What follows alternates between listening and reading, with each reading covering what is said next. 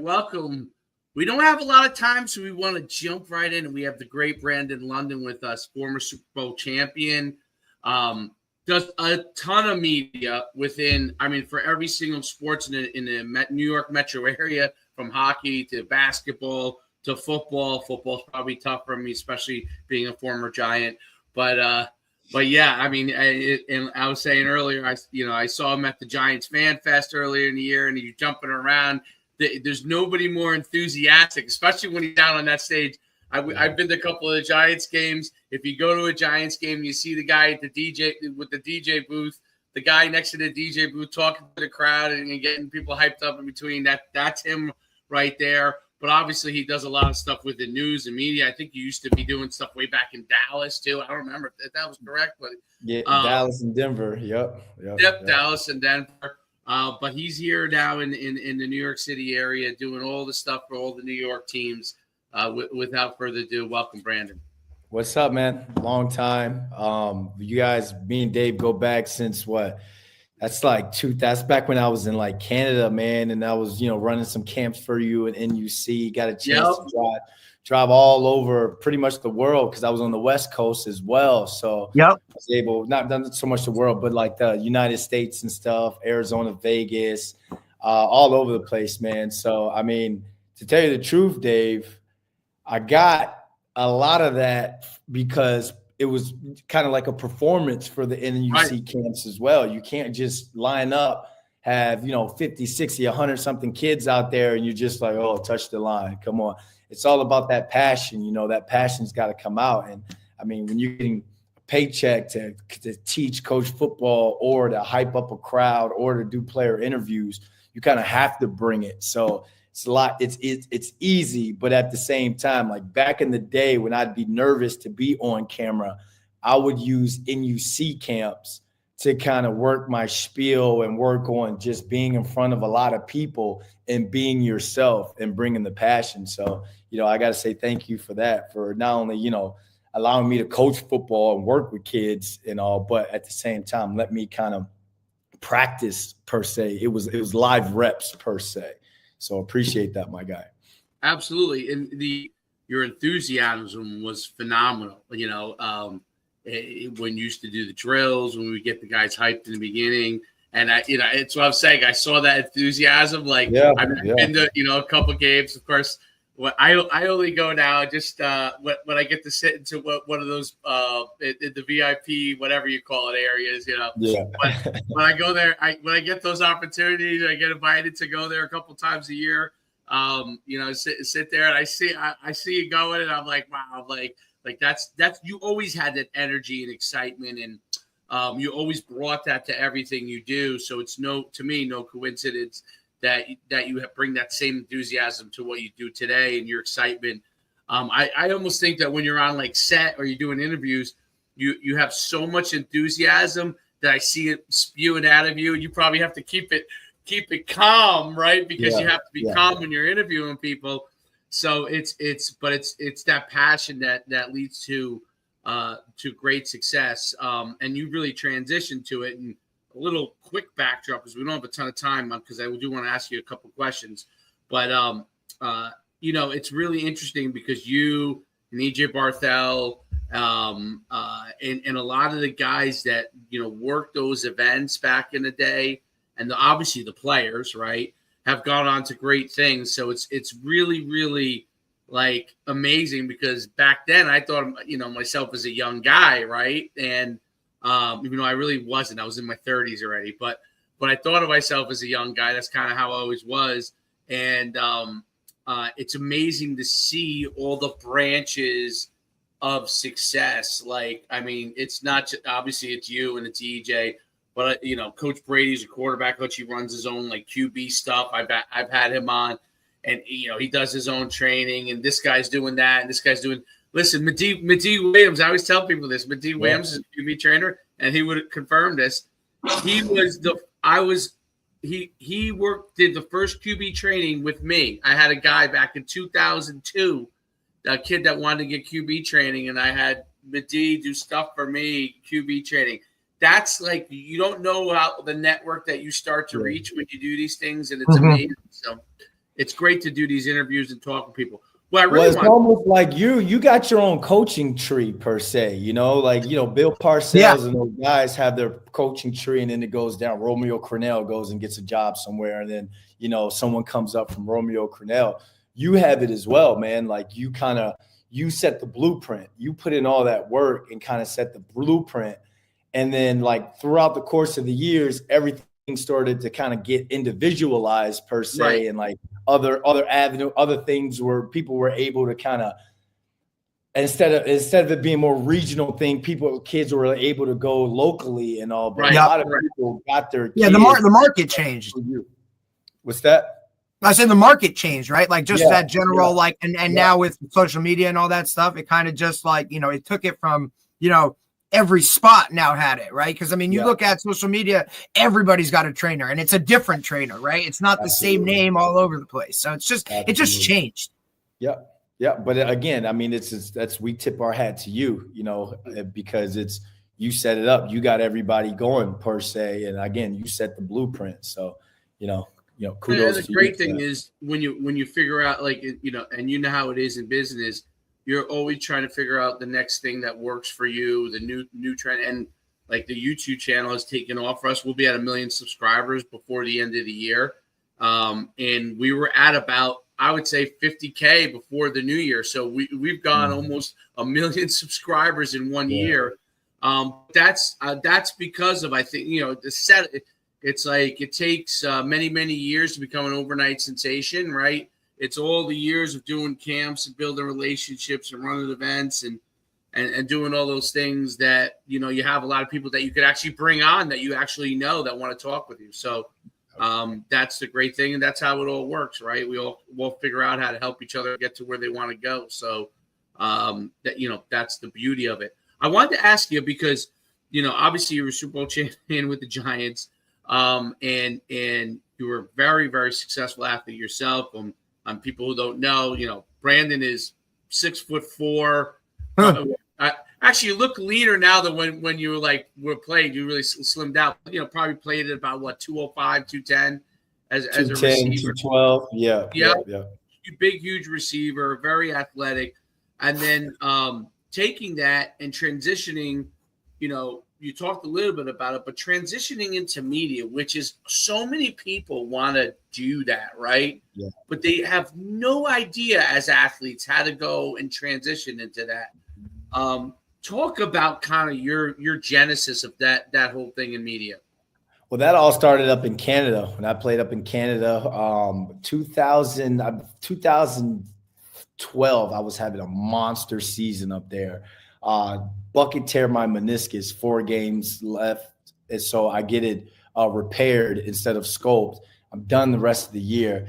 The following week, after I get my surgery and all, I'm having to go out to practice, and I'm standing out in Canada on crutches. It's freaking -2 degrees outside Montreal. So I go to Mark Trestman, who was our head coach at the time, and I go, look, if I come in, get my rehab done early, get my workout done, I can sit in team meetings. When you guys go to practice, can I enroll in Montreal School of Performing Arts to start acting classes, on-camera training? Without it, go. Because he knew it. Right. So that started something, and then I moved out to LA, started taking on-camera classes with Marky Costello of Become a Host. So the next season, when I went back to Canada, I started shooting my own web series, Jersey Off, Suit On. And it would be about me, the cultured athlete, and the cultured athlete lifestyle. So I'd bring teammates to fashion shows that I was already walking in. I was doing commercials up there. I was very going to events. I was very much on the scene and immersing myself within the culture. But I didn't want it to be like, oh, B London's doing this, B London's doing that. So I bring my teammates with me. I had one of our fullbacks, Darren Diedrich, rest in peace. He was my camera guy. I just knew I wanted to do it, and I knew I was going to cross over into it. But like Michael Strahan told me my rookie year, which I didn't listen to till later on, was you always got to take care of the football. So once the television aspect of it started to kind of blow up and I could see myself doing it, I kind of slacked off on the football aspect of it because I was like, you know what? I probably only got 1.5 seasons left. And then I'm done and I'm moving to Hollywood and I'm going to be Will Smith. But no, it doesn't work like that because like you said, it takes years. It takes 10 years to be considered an overnight success. So I was thinking it was like an Entourage episode to where it was like within the third episode, I've got Aquaman, we've done Queens Boulevard, all that. No, that's a span of like 6 years. It's a long time. That's a long time. So I kind of had to learn the hard way because I could have played a couple more extra years and I could have possibly finessed it and got back to the NFL and then made a name in the NFL, and that would have made it easier to cross over. But, it's easier to connect the dots when you're looking back. When I took the NFL broadcast boot camp in 2016, they weren't even going to let me in it because I only had like 1-2 accredited seasons in the NFL, but I had already showed them a body of work that I had already done on my own. So it's one of those things where I've always been that type of person to where if I see it and I believe I can do it, I'm going to find a way to get my way through the freaking door. And so one thing leads to a next. I retired from the CFL in 2014 in the middle of training camp because 2 days before that, there was a show called Hollywood Today Live. They saw my reel on YouTube, flew me out there. I tested for the network, completely bombed it, couldn't read a prompter, didn't know what camera I was looking at, but they loved my energy. They just loved that energy. So they hit my agent up, my TV like manager-ish at the time. I'm like a week and a half in camp. I'm starting. I have 12 catches in the 2-a-day practices, and I go at the end of the last practice. I'm crying in stretch down line because I knew I didn't want to play football no more. I wanted to go back out to LA and get things started.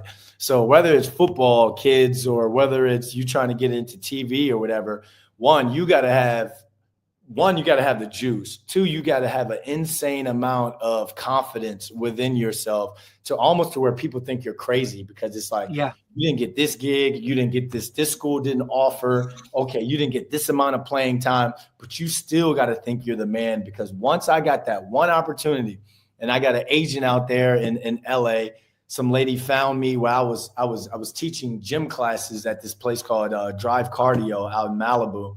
And this lady, big time a lawyer who just loved my energy, loved my spiel, introduced me to Babette Perry of Innovative Artists. She took the meeting, loved me, reached out to the Giants and were like, hey, do you remember Brendan London from, and they were like, yeah, we love Brendan. We'll fly him out here to audition. I sucked at prompter, but I took a whole year and a half doubling up on classes, on camera classes. I was sleeping on my boy's couch in a pool house in Van Nuys so I can cut down on rent so I could take extra classes. So when I got to the training facility with the Giants, and there goes that prompter, the thing that held me back for so long. When I got that opportunity, I knocked it off the park. And then one thing led to a next. I've done 3 national television shows, one in Dallas, one in Denver called Daily Blast Live, where I was speaking on things from politics to Barbara Streisand to entertainment. So a lot of athletes, they can do the X's and O's of football. Yeah. But through my course of my life, and Dave, you know who my father is and kind of the opportunities I've been awarded to in life and the rooms that I've been able to be in, I can speak on more things than just football. So instead of me looking at like, who's somebody right now, looking at like David Carr or somebody or Steve Smith as competition, I'm looking at the Michael Strahans, the Nate Burlesons on the level that I want to get to, one day. But again, that within itself takes an extreme level of confidence and an extreme level of work ethic to get to. And I ain't backing down for nothing. Yeah, I think that's the key is consistency. That's the hardest part for people to get, like, and when I mean consistency, it's like every day be willing to do stuff in a space, because it is very hard when you're in the middle of it to see where it can go. But when you keep stacking it and you stack it and then you look up like, you know, a year later or 2 years or 3 years later, it's unbelievable. And also knowing that it can come to an end, right? You've done different shows. They've come to an end. You move on from that. Like you're like, oh my God, I invested, you know, living in the now to a certain extent, like be as, you know, like coaches always talk about this, obviously now, especially with the transfer portal, where you're at, do you do the best job you can where you're at if you want other things to proceed in the future, right? Both coaching, now playing, right? Do the best job where you're at. Same thing what you're doing, like whatever it is you're doing now, if you do the best job you can there and you're consistent with it, like you said, you don't know what opportunities are going to come about. You have no idea who's watching. Like listen, when I'm in, you know, when I'm in, you know, I get invited occasionally to, you know, one of the games and I go into the VIP and you're in there, and you know this because you know how the suites are there at I always want to say Giant Stadium. I don't even know what it's called. MetLife, I guess. MetLife, yeah. When you're in those booths, like it's a company that has all those people, and you're invited by someone, and you don't know who you're meeting, right? And next thing you know, oh, this is the CEO of XYZ company, and you're talking to, you're in the same thing.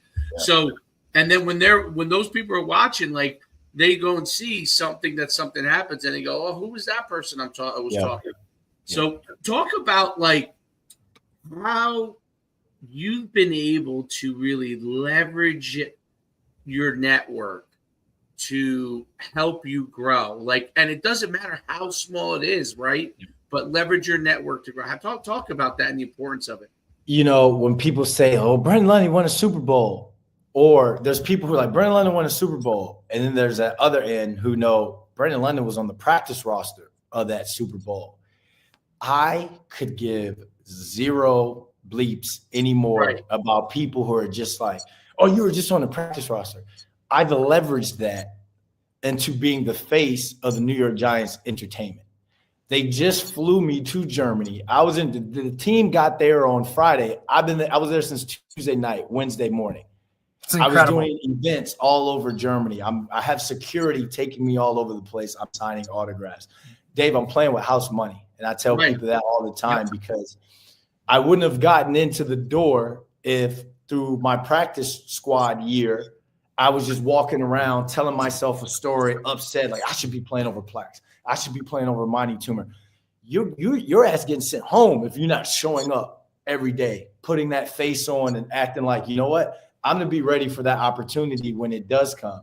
So there's a thing to where it's like, it's like if you kind of get caught at looking at where you are, oh, I'm just a special teamer. Oh, I'm just third on the depth chart. And you don't still try and outwork, one, the people you can see in front of you, two, the invisible man. The invisible man is a mother bleeper because if you're not working, like we said, that coach, that's your position coach, is going to be an OC one day somewhere else. He's going to be able to either hit that button to send that elevator up, or he's going to hit that button to close the door. That kid doesn't work. Why would I bring you to Texas when you don't work at William and Mary? You know what I'm saying? Like it's that sort of thing. The same thing in TV. Why would I give you a job at CBS Sports or ESPN and you're not handling the platform or the media platform that you're at now? People get so caught up now, especially with the social media area, to where if your present doesn't match up with someone else's present, you look at yourself as a failure. And that makes absolutely no sense because like my dad used to say, you know, William Mary head coach right now was at Virginia, Howard. He's been all over the place. Boston College, Texans. He used to say the same people you see on the way up, the same people you see on the way down. So that's another thing. Like these kids get caught up so much, and it's like, oh, he's got this highlight video, and he signed with Notre Dame and all this. I should be doing this. Well, I'm not gonna work. My coach blame it on the coaches.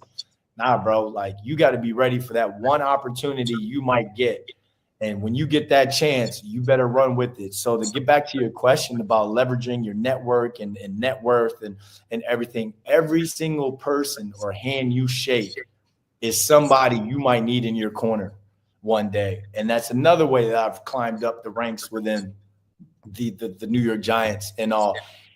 I'll be on a bus with family members. Like when we went to London in 2022, I'm on the bus with it's a family team bus. And I'm just talking to people, just being myself. I got people laughing, XYZ. Fly back. A week later, I go into the facility and I'm just grabbing some food and stuff. And I won't say who, but someone high up there like stopped me. It was like, Brandon. And I'm like trying to think in my head, oh my gosh, like, did I do something wrong? Like, am I in trouble? What did I do? Right. Like, because we're so quick to think negative, right? Isn't that brutal too? Office, like, I really want to thank you. You had a great conversation with, my family. They were raving about you. They really like you. You're an amazing guy. You're an awesome guy, man. Proud to have you on board with us or having you back with us. Now, just imagine if I would have been like brushed them off or trying to be like super cool, like big time sort of thing. But you never know. Like, you never know. It's that blessing or that setback could come from anywhere, and you got to be ready for it. Like, you have to be ready for that moment. It's super key because what you said is right. You don't know. And it's funny because you tell in coaching, you tell kids that, right? Like, you don't know who's watching. You never know. Like I always like to tell kids when I'm coaching, I see everything. Okay.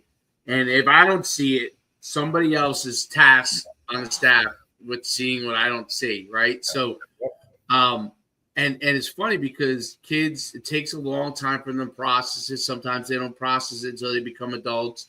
But the earlier you do process that, the better opportunity you have to be able to be successful. And I mean, like, literally, the earlier you process it, like, if you start to get it as a kid, right now, I'm not talking about 6 years old, but like 11, 12 years old, you start to understand that then it's going to help you as you start to go through, because everything all the channels of what's going on in sports and the world in general happens a lot earlier. Because I think about, and you probably think about this too, like, I don't think I started to understand a lot of these things until I got to be near the end of my college career. That was when I was starting to understand stuff from that standpoint. Now, I always understood working hard and all that kind of that was ingrained in me. My father ingrained that in me.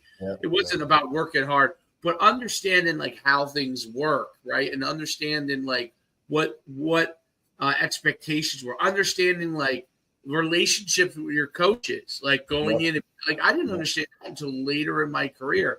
I remember the kind of light bulb that went off with my father when I was not happy with what was going on when I was starting fullback. And by the way, Brandon played at UMass, same conference as what I played in the UConn at the time. But that whole changeover, and Holtz didn't really like me as a fullback. He just didn't like me, as a fullback. Like, I didn't fit, right? I was a starter, but it didn't matter. So my father's like, why don't you just go in and meet with him and ask him, like, can you go to the defensive side of the ball? I had never talked to my coaches outside of them, like, coming over saying good job. I always thought, man, I'm that good. They're gonna see it and play it. Yeah. Holtz, he never thought about that until I came in there. He said, I think it's a great idea. I said, my only request is that I get an opportunity. I don't want to go over there. Then you're going to bury me on the depth chart forever. He said, we'll get you an opportunity. You got to be able to take advantage of it. It doesn't mean you're going to start out as one. You're going to start out at the bottom again. And he did. And he came through on that and ended up starting, right? So, and playing very well. But I never, like, that was like I was 20, 21 already at that point. The earlier you could think about those things, I could have gone into college and understood that from the get-go, built relationships with my coaches, just like you're building relationships with agents and management with the Giants and those kind of things. The players, obviously, right? Like, I watch how you interact with the players at the preseason thing. I always forget what they call it, but with the Giants, like, you have a great relationship. Like, you show respect to them, but you have your job that you have to do. And with the crowd, like, it's amazing because that has to be incredibly tough. Like, people, all they care about, the people there, and this is the truth, Derek, because I was there. And we actually left because it was such a long time. We left before Eli actually got on there, but which don't tell my son. He was pissed off at me about it. But it was like we had a game or something the next day. And but what he had to do, he had to keep the crowd into it for a very long time. Yeah. They actually came on stage. I was actually thinking about you. You know what I mean? Like my goodness. How does he do that? Like, yeah, he's the MC, right? Like, you got to entertain, you got to keep them interacting, you got to, you know what I mean? You got to kind of dangle the bait a little bit so that they continue to kind of, you know, and ultimately, like, you have to bring that energy just as much, because even though you're feeling just like they're feeling, right? Like, when is this going to happen? Like, but you have to go out there and, like you said, perform. And, you know, sometimes, yeah, you got to play it. You got to play a part, right? You got to act a little bit. But when you have that drive to be good and all that stuff, like, look, ultimately, like, you're around the game that you were so passionate about and that you loved for it. So, and then you found another love in media and all of those types of things. And you've just kind of combined both of them. Like, I'm sure you tell people all the time, like, I don't really work. You know what I mean? Like, you love what you're doing, man. Like, absolutely. I mean, what gets better than that, you know? So I think a lot of our, like, the kids that we deal with and all the kids we coach, like, you know, it's a job for them, right? Like, somebody's pushing them to do it. And the real great ones that we see that excel and do really, really well, not just in football itself, but like life, it's because they thoroughly enjoy what they're doing. Yeah. And I think that's just like such a key point. I think for me as a kid, you know, and especially like I always look back and I'm like, why did this take so long for the light to click on? Because here I am. I got the recruiting coordinator for the University of Virginia is my father. D-line coach is my father. When he's writing out the letters, you know, you guys used to get that blue book, the recruiting, that blue book, and he used to have things highlighted. Here's the guys. I would have to write the address, name and addresses of at least 200 kids that he was, and sign his autograph, his signature to them, fold the papers, put it in lick, have it all done for me to go out that night when I was in high school.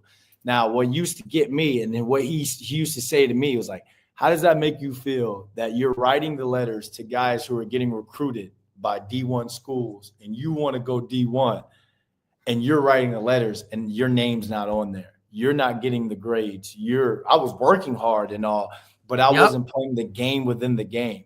My dad used to always say, how does that make you feel?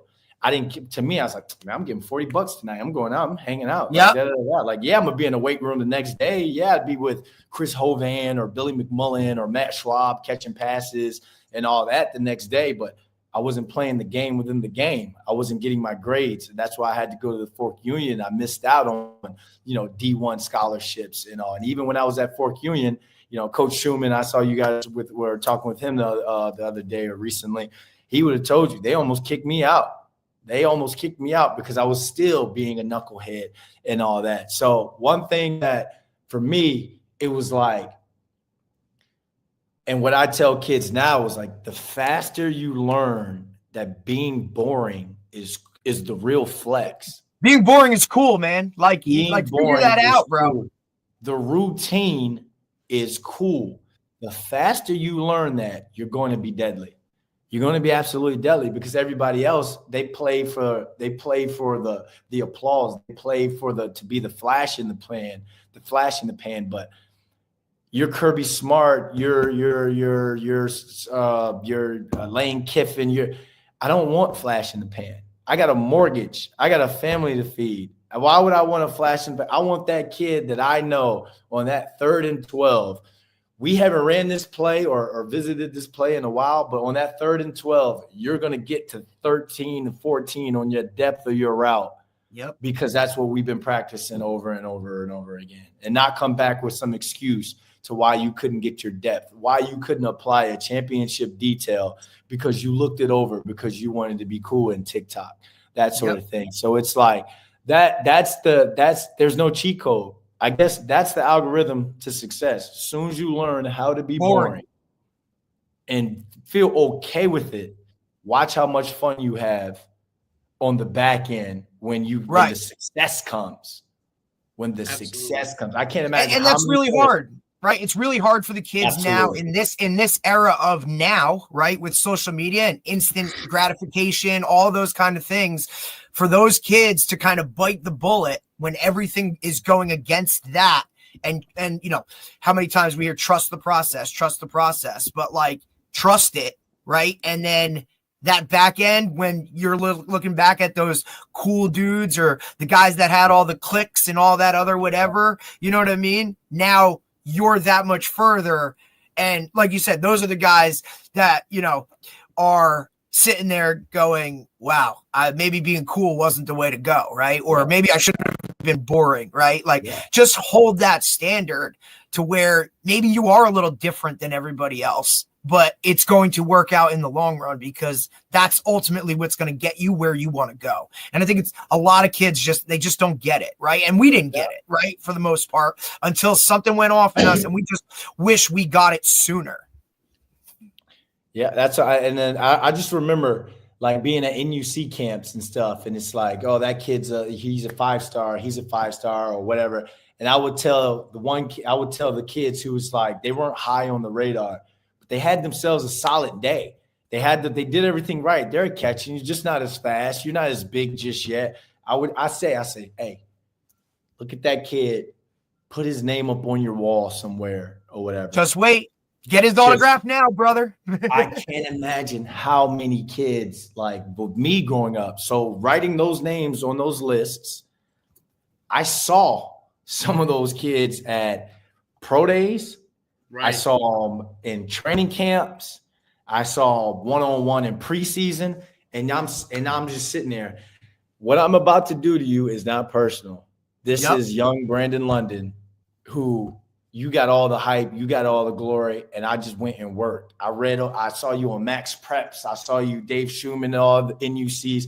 I saw you, bro. You were thrown in my face constantly back then. So right now, this is not personal. This is just business. But young Brandon London has been up at 5 a.m. for a long time working. Young Brandon London has skipped out on a lot of parties. Young Brandon London ran track at UMass, skipped class, almost got kicked out and at UMass because Brandon London has been prepared himself for this moment. And it's like, if revenge shouldn't be the motivational factor, revenge shouldn't be it.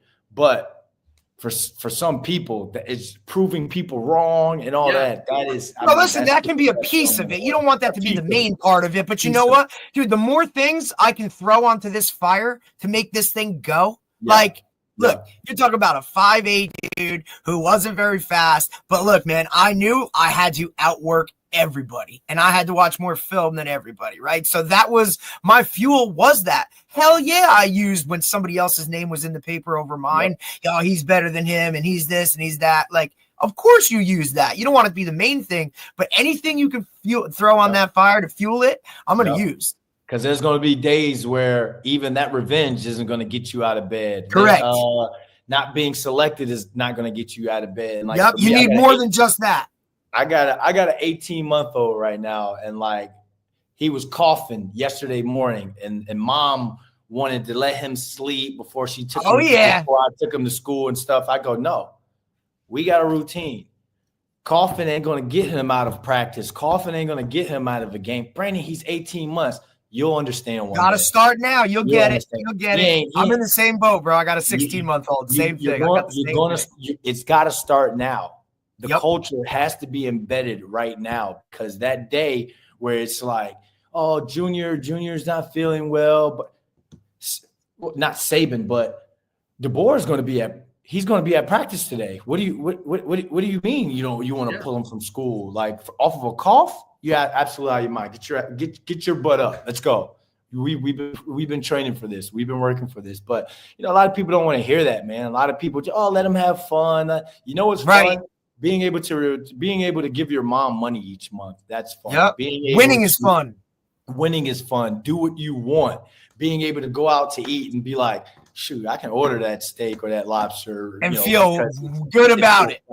You know what I'm saying? Like those on the back end, again, it's kind of pausing like temporary success for a long-term, a gain and stuff. But again, these kids are 14, 15, 16, 17, 18, 19 years old. Again, like we said, the light clicked on late for a lot of us, but to those kids that are watching right now, to where you feel it and you're already living this life, you're the deadly one. You're the one. You're the deadly one that everyone's got. Everyone, your coaches, the extension of your coaches look at and be like, keep an eye on that kid. Like, keep an eye on that kid. In 8 to 10 years, wait till you see where he's at, what he's doing. So it's just crazy how life is just full circle. Absolutely. Brandon, I don't want to hold you up because we're at 10:40. I got another 5 to 10. Okay, good. Perfect. Yeah, cool. Appreciate you, man. I think what you talked about is really, really true. And the fact that figuring out what your motivation is and what gets you to really take the next steps are key. And how do you do that when you don't feel like doing it? Like, what are some of the things that you might have done when there are days that you didn't feel like being the hype man, when you're going out there, like, maybe you woke up, you weren't feeling that good that day. What, football wise, obviously, right? We've all been there. I used to joke about when I was a senior, UConn, you had these steps to go to practice. I don't know why they do that, but there's a million. It was something like 42 or 8. I don't remember what it was. I used to count the steps, right? And I used to say, like, all right, these steps were me being able to, like, just get in my head all the bullshit, like, all right, this sucks, blah, blah, blah. As soon as I got to the top of those steps, gone. Like, I was ready to go. Like, and the guys used to laugh that there were the younger guys that were like, I always say, like, when you're a senior, the freshmen are bopping up those steps, like, going right by me. And they're bounding up them, man. They'd be like, are you all right? I'm like, I'll be all right in 35 steps, like, as soon as I get to that. And then boom, it would be like, how you turn it on? And I was like, why? Because I said to myself, get all the bullshit out right now. And then when you get to the top, it's time to go. Like, it's time to go. You got to get yourself ready to go, and everything else doesn't matter. What are some of the techniques and things you do to be able to push yourself through those times that are tough? So for me now, it's scary because it's just a light switch now. Like, now I just, like, even the Giants personnel know, like, if I'm just over and just sitting down quiet, not to be like, are you okay? Like, you're going on in 5. Like, you're okay. Don't do that. Now they're just like, let him cook. Like, he's just waiting. He needs his time. Give him his minute. Before, I always think about, when I retired and I fell flat on my face in LA, I needed all that extra money, to take these classes. My boy was living in Van Nuys. Again, I told you guys I was sleeping on his couch. There was a time where my phone bill was about to go off. My Mercedes was about to be repossessed and all. So we went on Craigslist and we put some money together. We bought all these Chihuahuas, like all these dogs off Craigslist. Bought like 10 of them. Went out to Santa Monica Beach Pier, and flipped them, sold them, flipped them. Made all this money. Met these girls that night. They're like from somewhere, European girls or something. They had this party that was going down in Malibu that they knew. So we hung out with them for a bit, and then we all went to this party. Get there. I'm talking mansion, like looking at the water and all this. I'm there. We're partying. We end up staying the night because we partied, had a great time. Woke up the next morning, get back to his house, I'm back on that couch. And it was like, from that moment right there, I'm like, dude, like you have this it. Like you're it. We got to get you off this damn couch, bro. So anytime. So going forward from there, it would be like, when the Giants first floated the opportunity of, hey, you want to be the MC? Or I was, or I'd get the opportunity to MC somewhere else or to be on camera or to do something. I always say, I text my boy or I text my, a family member, because they've been in that pool house and stuff. I go, I ain't going back to that couch. Like, I'm not going back. I got a Super Bowl and a Grey Cup ring, and I'm sleeping on this small little couch in Van Nuys, California. And I said, in my day now, like anytime, like I mean, again, I can turn it on and off, but if it's something else, I'm like, I'm not going back to that couch. Like I for damn sure is not going back out to that couch. So sometimes your lowest moments are your biggest moments in life, because you reach some success, starts getting puffed out a little bit. We start thinking our stuff don't stink. And we start thinking that, oh, it's all uphill from here. Nah, man, it's still gonna. roller coaster. Success is an absolute roller coaster. So that damn couch, man, then I'm not going back. I'm not going back to sleeping on that couch. So that's and I think that's extremely relatable, right? Like everybody has a couch. Everybody knows a moment when they were just literally, and look, everybody's rock bottom is different. Some people have had to bounce harder than others. Some people have gone lower than others, but everybody has that moment, hopefully, right? Younger than later, where it's that eye-opening moment in terms of like, look, I see what I want to do, and I'm going to do this to get there. And even when that doesn't, like, if that doesn't work, I'm going to just keep grinding and going. And I think like the whole thing of it too is even like, you know, some of these younger guys, he's got this offer. I don't have any offers. And man, just do you and just continue to work hard, because like be where you are, because that's what's going to work out. And hard work beats everything. It might not be the overall extreme, amazing outcome that you had, but it's going to be positive for you, and it's going to put you somewhere in the line to get what you want eventually. So just work hard and continue to do that. But extremely relatable. Everybody's got a couch, bro. Yep. Yeah. And you got, but you know, the crazy thing is like a lot of people use that couch to cripple them. Like, I know they start crawling under the cushions, right? Or like, hey, maybe if I take this couch and move it to that wall, it'll be different. Like, man, you're still on the same damn couch. Like, and they use it as like there's like everyone wants to tell about what hurts them now. Like, this hurts me inside and all. But just like you said, Coach, everybody got a couch. Everybody has a couch. You know what I'm saying? Like, there's nothing curse, new by the way, about on our YouTube. Yeah, you're good, bro. You got free reign, bro. Profanity flies on this bad boy. But it's like no, it's like those t-shirts. Nobody cares. Work harder. Yeah, and it's literally what it is. Right? I'm sorry.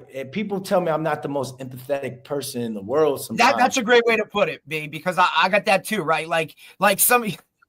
It's horrible, but like, oh, you know, my grandma passed away. How old was she? 91. Oh, well, you know, like we've all had boys that were 22 and passed away. Like, all right, like feel it for a little bit, understand it, and now let's work. Like, and I always get that a little bit. The empathy part for me, because look, we've been on the couch and we've been to that point where we've bounced back and we've figured things out. And like, now to me, it's hard for me to understand, like, why you don't want to, like, why do you just want to stay there? Like, you don't have to be miserable. Someone that's constantly like a negative person, it's like, man, like, just look at the positive side of things and things will start to turn up. Even the smallest wins, right? Like the smallest little things within a day could change your entire trajectory if you want it to, right? Now, if you want to stay in misery and have people like, oh yeah, poor you, you know, you didn't get that offer because, you know, all your coaches don't put you in the right spot or this and that. Like, stop listening to enablers and do what you want to do. That's what it is, man. That's why Mark Trestman, I was going to go back to the NFL with him, man, before I messed up my knee. But he used to always say, don't tell yourself a story. Coach doesn't like me. Oh, they're not throwing me. Don't tell yourself a story, because at the end of the day, that opportunity is going to come. That opportunity is going to come. That moment to where it's like, who's been working, who hasn't been working. The separations and the preparation, all the cliches we can throw out, whatever. Life is going to life at the end of the day. And it's like, you better be ready. I like that one. I'm going to steal that one. Life is going to life. I'm going to steal that one. Life is going to life, man. Life is going to life. And like, if you're not ready for that opportunity, everybody else who don't, the untrained eye can be like, oh, I'm sorry. Like, it's okay. Right. Because there's a ton of those people. There's more of those people that are willing to tell you honestly the truth, right? Like, there's going to be a bunch of people that are going to tell you, yeah, you should have an offer from there, or you should be playing this, or you should be getting the ball more. Like, the people that these guys need to understand that really care the most about them are the ones that are going to be honest and be like, hey, man, like, you're too slow. You don't catch, you're not consistent. You don't really work hard. But if you do those things, you could probably get there. Like, those are the people that they need to realize, like, maybe I'm going to, again, like, don't buy into all the other stuff. Do what's different. And you don't have to be that person. Be boring, you know? And or Be maybe boring. it may be true that you are those things, ability-wise. And what you said, people don't care about what you're thinking about, right? They're Right. worried about what they have to do each day for the most part.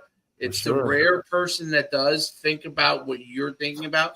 And if you have that person in your life, you know, family member or other outside people, keep them in your life. But for the most part, they don't. So you have to kind of work from that perspective is, what do I have to do to get there? Regardless of whether I am there or I'm not there, I've got to figure out, maybe I have to work hard. Maybe my talent's not as good yet.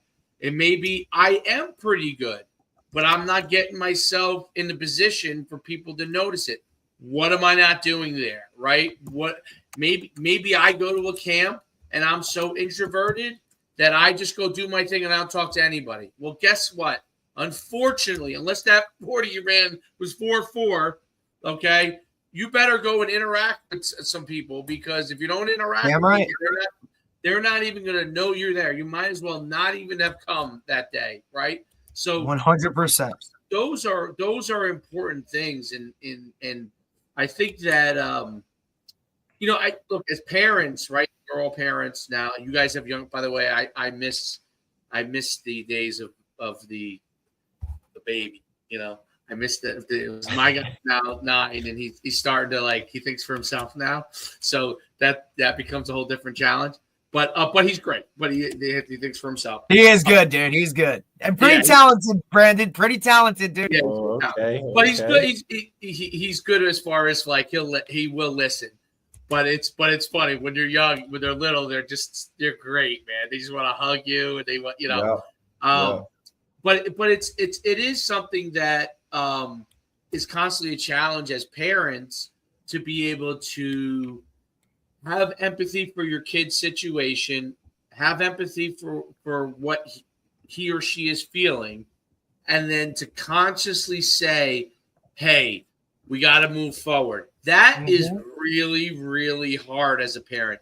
And the parents that are able to do that and help their kids through that, ultimately, eventually the kid will get it. Everybody's timeline is different, right? But you want to get it as early as they can. But it is the most difficult thing as a parent is you feel how your child feels. Like I always said, when like I hugged my kid for the first time, I was like, it was like a soul connection that you can't explain. Like there's no person until they have kids, right? That, and you know this, and Derek knows, until they have kids, you can't explain to somebody else what soul connection is like when you hug something that is, you know, of your blood, right? For the first time, and every time you hug them, and like the truth is, at 9 years old, it doesn't change. Like I still feel that same connection. You know, he doesn't hug me quite as tight, but you know, but you still feel that connection.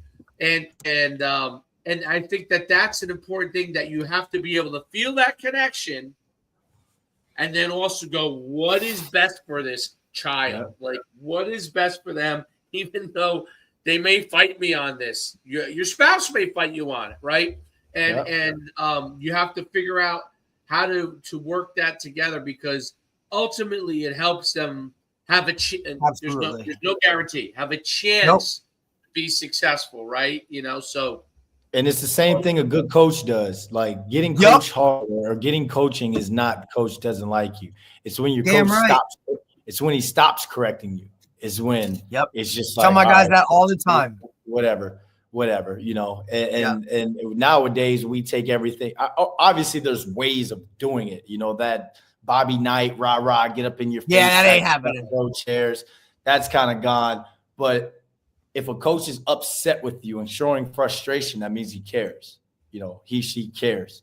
and she wants better out of you, especially if you're one of those kids who you've gone to the coach and be like, coach, how do I get better? What do I need to do? And he kind of gave you the blueprint, and you're doing the complete opposite of what she's saying. But then you're still upset, or you do something wrong and cost the team because you're still doing it your way. Still in your field. Of course, I'm going to blow a gasket and be upset. So, I mean, it's just ways, I believe, like, and that's why, Dave, if you ever need me, man, like, work with the kids, whether it be on camera training or anything, or just come in and talk to the kids. Like, that real talk has to be there, because they're looking for too much highlight reel. Like, a lot of kids are looking for too much highlight reel. That's all it's about now. Let's go get dirty. Let's go get dirty in the mud and really build something. Whether it's your brand, whether it's your on the field, off the field brand, whatever it is, let's go get dirty and build. Like, that's what coaches want to see. That's what if you control an NIL and I'm giving you $50K, do you think I want you blasting, like, N-word in your highlight reel and the music? Like, that's the first part of, like, when I click on your Instagram, and like, it don't, like, again, you never know who's watching, and you talked about it, right? Like, you never know who you're interacting with, who could be just scrolling across your page or whatever, and all of a sudden, like, now I see that. Well, I don't care how fast you are. I don't care what you do. Like, this is going to ultimately set you back from where you want to be. So pay attention to those little details, man. Bad business. Like, a bad image could be worse than a bad 40. Because that's hard to change, right? You should start a business on that. I'm always thinking from my business standpoint. You should start a business. I don't know the market on that, but you should start a business on helping kids present themselves the right way. Yeah, dude. Like the way they should, like their image, right? Like, here's how I want to come across. Almost like like a publicist almost. So I've kind of started that with Stony Brook. I go to Stony Brook and I'll do some more camera stuff, but I'm kind of like, I'm waiting for shouldn't wait, but once Big Mike retires, like, we're going to go on a whole, like, tour, do some stuff like father, son. Do it, man. Good idea. Stuff, but get after it, man. He's been trying to get me to on-field coach, and I'm like, nah, man. I'm not doing that. You're like, hell no. I get to wear this nice suit all the time. Yeah, man. But I'm getting into content coaching and, like, teaching kids, because it's more than putting up that highlight reel or dancing on TikTok. Yo, if you're getting $20,000 from a brand, they want you to be able to speak on things. They want like, you're the same as Jordan for Nike now. Or Jumpman. Like, it's the same thing. It can be Johnny's Chicken and Waffles, but at the end of the day, you represent their brand. Yeah. So now if you're getting paid, right? Like, now I'm putting money behind. It's like a lot of these guys, they think this NIL thing's like great, but now, like, my man, I'm giving you this money. Like, you're going to be here at 5 a.m. working out. You're going to be eating this. Like, I'm not sure that so many of these guys really understand that now. I'm putting money to you. Yeah, I gave you a scholarship back then and, like, some T-shirts and some cleats. Like, and I expected you to be a student athlete, but now, my man, I'm putting, like, some real money into you and your family. So, like, you are going to do what I say. You know what I mean? I think that's like a big thing too. You're the face of our business now. You have to come to this event and be around our sponsors, our donors, our clients, our customers. You say one thing wrong, we're losing a lot of money. We're losing a lot of money. So I don't think a lot of them understand the responsibility that comes with the change now. It's not. The landscape is done. A great way to put it, to responsibility. Like, you have other things other than just being here now or playing football. Like, you have a lot more. You're going to come to this donor, like, you know what I mean? Like, this alumni thing. You're going to do this. You're going to do all these other things, and you better come here and you better know how to speak. Yep. And you better know what to say and what, or more so, what not to say. Yep. So, I mean, look, that's an awesome idea to kind of jump into that world, because that's only going to increase with the more stuff that these guys, the responsibilities they're going to have off the field. And I think that's ultimately what takes you beyond, because, everybody wants to get to the NFL, but, not for long, man. Like, you ain't going to be there very long anyway. So you better figure out life after it. I just heard Justin Tuck talk on the Pivot podcast about his whole role post, like, football. Wow. Right. Like, and talking about setting up that success, man. But listen, I appreciate you, man. No, it's a big thing. Like I deal with the Yukon Collective, and they talk about like when they put money into a player and he doesn't succeed, what do they do? Like, how do they invest in their players? How do they choose who they do it? And Yukon has a unique collective on the hoop side because I don't know if you know who the D'Amelios are, the two girl TikTokers. Yeah. The father, they're all like gazillionaires now. The father went to UConn a little bit before me, but he has a huge collective for UConn basketball. And that's one of the things he's done with the basketball side, not as much the football side, but the basketball side, is try to help them with their understanding of their image and how they come across. Because I don't know if it's only him, but he's putting tons of money into the players at UConn to be able to help them with it. Obviously, UConn basketball is out of this world, men's and women, but that's it's interesting because we're seeing it because we have on the football side we have a different collective, and the way that the things are done, we're trying to get them to get more money to continue to raise more money, but the players also have a part in that. Their performance, how they interact, how they interview, all of that helps us raise more money, right? Now we're winning games this year, so it's actually helping. But it's all part of like an ecosystem. It's an ecosystem that is no longer you don't play games and nobody sees them anymore. Like with all the different channels, with all the different social media, everything you do on and off the field is going to be put out there at some point. Everything. So you want to know what you're putting out. No one's saying don't have a good time, but everyone's saying, hey, it's going to be put out there. So recognize what you put out there and have the right time. What that means, right? And you see it. Look, you see it in the NFL when Deebo Samuel gets into it with the long snapper. What's the first thing that goes up? That whole thing, right? When they get into it with each other. When a player gets into it with a coach, when a coach is over the top on the field, right? What do people put out there? When you don't do the job, a defensive coordinator has a bad day, quote unquote. LSU, I use this example, dude. Everybody's all over LSU, all over the head coach, because you can't have a bad day without there being an actual thought or reason behind it. Like you can't just go out and have a bad day and not have an answer for why you had a bad day. You actually have to have an answer now. Why did you have a bad day? Okay, I was injured. I didn't play well. As a coach, why did you like? We could pull up clips on everything. Like an average person could go out there and coach who knows a little bit about football. Okay, or coach could go out there and be like, that defense was not going to stop Jalen Milroe.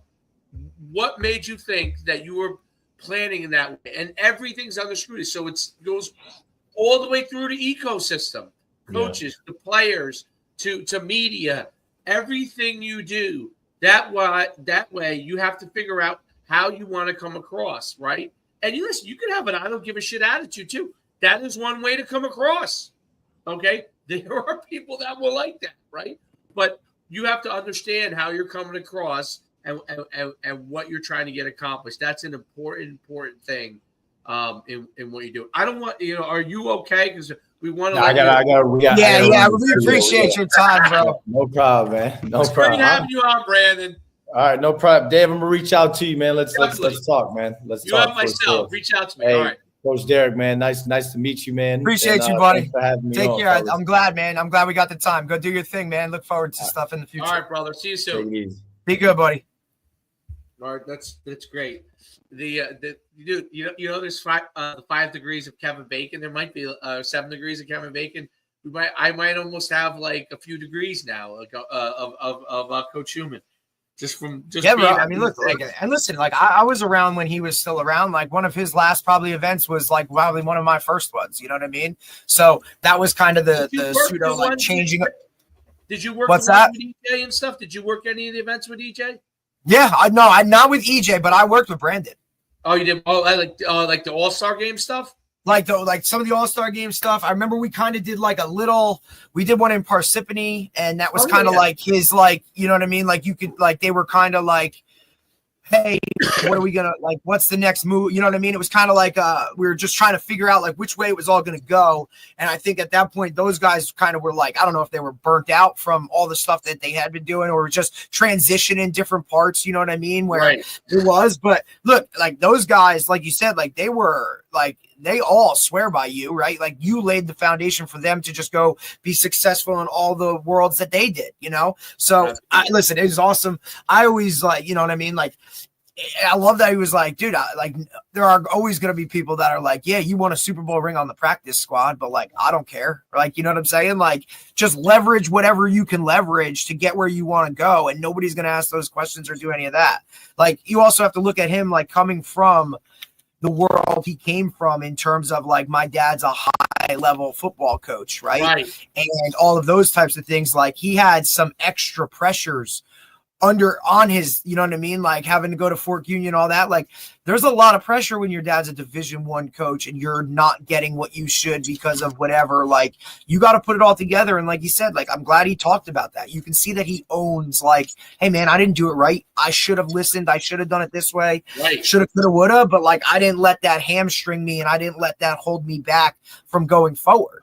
And I think those are the stories that more of these kids need to see or people need to hear. Just everybody in general, parents, student athletes, coaches, all this other kind of stuff is like everybody figures it out at a different point, right? And then but if you preach, work, keep your head down the grind, like, you know what I mean? Like, don't worry about all this other nonsense clicks and that stuff. I think he said it like, be boring.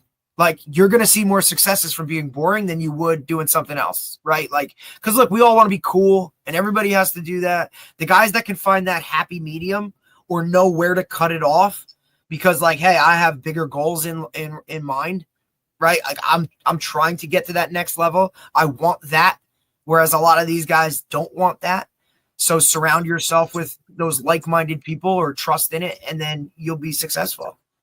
I'll tell you an interesting story. So, we've had a YouTube page for a long time. Okay. Literally like 2008 or 9.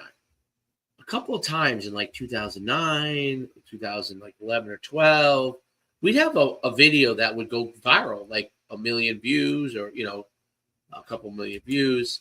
And I'd be like, okay, I'm going to capitalize it by doing this, this, and this. And it would get like 100 views.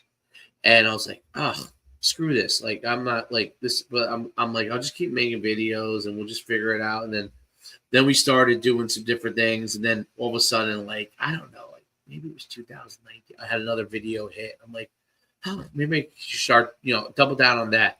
Double down on it. Nothing happened, like literally. And then all of a sudden, like, you know, we're doing those podcasts for a long time. Nothing was happening, right? We're doing them. Yeah, we're over 100. Yeah, we were doing it for a long. It wasn't until like the last 30 or 40 that we started to get there, right? So, you know, we're doing it for a long time. Listen, I've run you probably see it if you go on a podcast. I don't remember what I called it, like leadership or something. I mean, I did legendary leadership. I did like 100+ episodes. Like one of them went viral, almost nothing other than but it was just, and then all of a sudden things start hitting. It's like, you can't try and figure out. There's no algorithm to like it. There's no equation. You got to do X plus A, but that equals, it just happens. And it ultimately, like, you enjoy doing what you're doing and you're doing it for the right reasons. Like, I think it works out. That's, you know, that's how I think at it.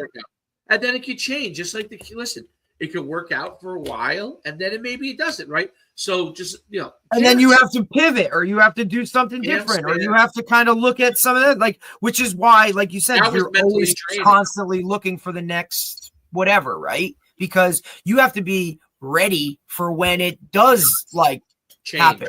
Like, I think a lot of people realized that when COVID hit. Like, oh shit. Like, now what? I love Modell's. Modell's is gone. I loved Sports Authority. Sports Authority is gone. Those are much bigger companies than, like, you know, anything that we're doing, and they could not change, right? You know, and you could go through you could go through thousands and thousands of companies, right? And think about some of these companies that were uber successful. Right. Like GE was the biggest company when I was going through college.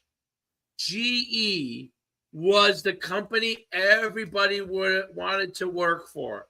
GE wouldn't even sniff my resume, okay? Bell Atlantic. And now they're basically like nothing. I mean, they're nothing.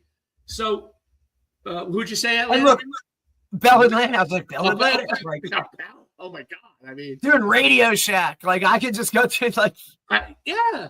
So at one point they did everything right. You know what I'm saying? And then like whoever bought into like, you know what I mean? Like, you know, Facebook, Twitter. I always call the yogurt chops, right? The yogurt chop. Remember when yogurt was like the fucking you were alive to get yogurt? You know, like I'm like, why is everybody standing online? You just see a lot of things that are like trendy, right? And like that's why, like to me, like I always just play the long game. Like if this is this, you know what I mean? Oh my God. And then people jump all over, right? Like Peloton. Oh, Peloton. Right. Or then, remember Tybo? Yeah.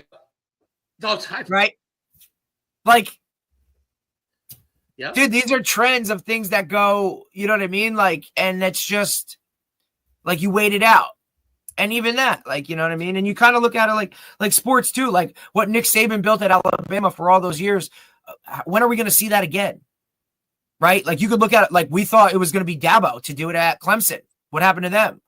You know what I mean? Like right. the trends of those things, like these things happen. You kind of have to roll with it, figure it out, and then just do the best you can. And ultimately, like, hopefully it works. But look, it's awesome. I love talking to guys like him though, because you know, to make that move from football to the media, you know what I mean? And then and look, like he said, like, I think it's really cool that he's not just like one sport, or he's not just football. Like, I love the fact that he's like, you know what I mean? He's like Michael Strahan. He's like Nate Burleson. Like these guys go and now they're doing more than just sports. Right. And then even if they're not, like, all right, you do another sport. Like I get being excellent at your craft and really good at one thing. But when you can now like expand and hit on different, I don't know if genre is the words, but like different thing. It's like being a coach, man. I'm much more marketable if I can coach more than one position, or I can do any of that other stuff. Like, you know what I mean? Like, and I feel like that's the method to like, that's where you make yourself more marketable,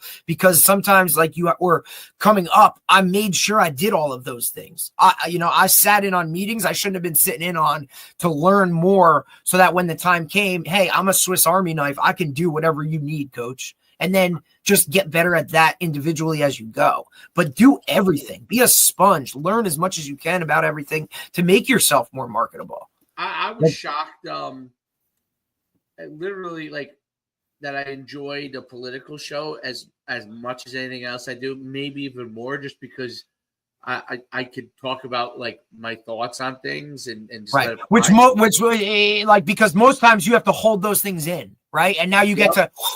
And it's like, yeah, I feel that way too. And you're like, oh, wow, there are people that think like me. Yeah. But what's interesting about it is, if we didn't have this casual conversation at the end of a sport, it was literally the guy who they were hosting a sports show and I was a guest on it. Right. And they just kind of threw something out there. One guy said something about politics, and I kind of made a joke. I said, don't be asking me about politics unless you're ready. And all of a sudden they got into it. Like we got into it and it was great. It was fun. It was great. And we talked about and all of a sudden the guy who now it's big on our channel, you know what I'm saying? But originally it's much bigger actually on our channel than I think even on but the radio host of that show or whatever, the net, what do you call it? The radio channel. They were like, hey, will those two guys be willing to do a political show? Right. I was just a guest on this sports show. Like I'm occasionally a guest on it, you know, like every once in a while. And the host was like, "I'll ask him." Like, I don't know, you know. And we were like, "Yeah, we'll do it." That's how it started. And well, that's how most things start, dude. Like you said, and listen, it's a great thing. Like even he said, you never know who you're talking to or who your audience is. Like, you know how many times just being cordial or just ultimately being who I am, right? In terms of just like, I can chameleon it. I can fit in a lot of crowds. I can do all those kind of things, but you never know who you're talking to. And before you know it, oh yeah, I had a conversation with that person. And you're like, oh, like you don't even know who they are, what their status is. That doesn't matter because you're just in your element. And that's just like what you do. And you're just that type of person all the time because, you know, it's what you do when nobody's, you know, I had a coach one time always say like, it's what you do when nobody's looking. Right. And it's like, that's the thing. Like, yeah, obviously everybody wants to flip the switch and play on Friday night and be that guy, but like, it doesn't work like that, man. Like you got to build to that. Very few people can just flip a switch on Friday night and be fantastic. No doubt about it. It's the key, dude. All right. We'll end on that. A great ending. Went for 100, an hour and 10 30 minutes. I figured it would probably go. I bet you he's gonna get yelled at a little bit, but you could see him get right back into it. Like he was juiced. I mean, come on, you know he's probably got a busy schedule with what he's doing, especially in season. So when he was like, "Hey, no, I just like," and look, he'll push everything for the guy that like kind of, you know what I'm saying? Like guys that do right by certain people, man. Like, and he gave you a lot of kudos, which. It rightfully so. You know what I'm saying? Like, that's awesome. Talked about your little tree. Yeah, buddy. That's interesting. I never even thought about it like that. But yeah, it's just it is fun seeing what they're doing. Like it was fun. Like there's just so many guys in so many different spots, dude. It's so like, cool. You don't know him. You know, my son's like, you don't know him. Like, well, they don't know that. You're like actually like you don't want to know some of the things I know about him. Like, you know what I'm saying? Like that's very true. Very. All right, man. All right, let's go.